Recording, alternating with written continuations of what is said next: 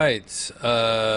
We are here at your local election headquarters on WJHL.com. This is Jeff Keeling down in the newsroom with our website pulled up, and Scotty Campbell, the winner of the District 3 House Republican primary, native Johnson Countyan, and no stranger to that district. Tell us about your familiarity with this district, Mr. Campbell.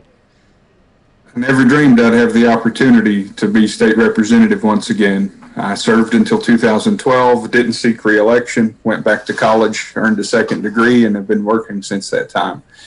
And here in this district over the years, I've been a paramedic, EMT before that, volunteer firefighter, 911 dispatcher in Johnson County and Carter County, and that helped me get to know a lot of people here in Northeast Tennessee, as did my time in radio broadcasting, most recently as the morning show host on Super Talk 92.9 in the Tri-Cities. I've been listening and talking to folks in our region for many years.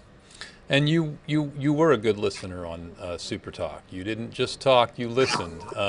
What are the things that you heard that you think you can apply to helping the people of the communities that you're going to represent? I believe people in Johnson County, Carter, and Sullivan want a state representative that will answer their phone call, that will reply to their text, that will email them back with something that's not a form letter. And I hope to be very close to the people, which I've tried to do over the years. And as I've gotten more mature, as I've gotten older, I've realized how important it is to be in touch and very close to the people that you represent. The people elect the people. And what do you see as some of the challenges that you would like to try to help address for your friends and neighbors in that district? Well, for the most part, in terms of infrastructure and things, the folks in Carter County and Sullivan seem content for the most part, except they want some roads resurfaced. In Johnson County, that need exists, but on top of that, desire from a lot of people in Johnson County for there to be a better public boat ramp, an access where folks can launch their boat instead of driving to Carter County, which can take 30 to 45 minutes for some Johnson Countyans, and that's one of the things we'll be pushing for. What about the conversations that have been swirling recently around rural broadband? Do you think that's an issue that's going to be important in Johnson County? I definitely do. Also in Carter and parts of Sullivan, especially with the pandemic that we've all been living through, the impact that that's had and the need for people to be able to have the option to go to school at home because of the pandemic. Everybody likes to hear that, but it's certainly true. And that's an avenue a lot of people want to travel, but not everybody has the resources to. And this has just proven the need for better internet access. And I'll tell you something else we need is better cell phone coverage, better signals. And I don't know that we'll be able to get that, but you better believe Representative Campbell's going to ask. All right. Moving on to the larger picture, this was a very competitive, very interesting night in Northeast Tennessee in politics. You were a political pundit of sorts as the Super Talk host. Tell me what you saw tonight and whether you were surprised by anything.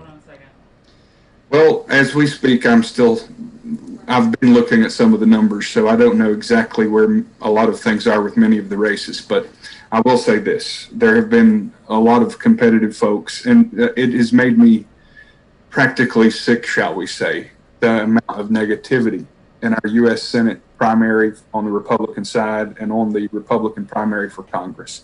I'm disappointed by that. I think the people of Northeast Tennessee don't like that. It's one thing to tell the truth in a campaign. It's another to twist and be negative and classify people together, claiming they both voted one way when in reality only one of the people did, and things like that. And I believe the people here in our region see directly through that type of material. Well, Scotty, I guess you're going to be getting ready to. Are you going to have a dual career? What else do you do outside of being a state representative? If you do you have an opponent in the Democratic primary? No. Okay. You just want people to vote for you anyway. There are no Democrats and no independents in this race. So winning the Republican primary certainly puts me as the only candidate on the ballot for State Representative District 3 as a Republican. The only option folks have, if you will. Yeah. Thanks to the decision that the people have made. But I am a licensed paramedic. I'm thankful to have some rental property, and that will be, that I intend for that to be among my focuses. But certainly we have a large expectation from the people in our area to be heard, and they will. Well, we'll look forward also, we hope, to communicating with you as you head to Nashville and represent the district. And we always like to stay in touch with our legislators and keep up with what's going on down there. So, Scotty, congratulations to you, and enjoy the fruits of your victory, and then go serve those folks that you've been listening to for the last several years. And sounds like you're going to keep listening to them.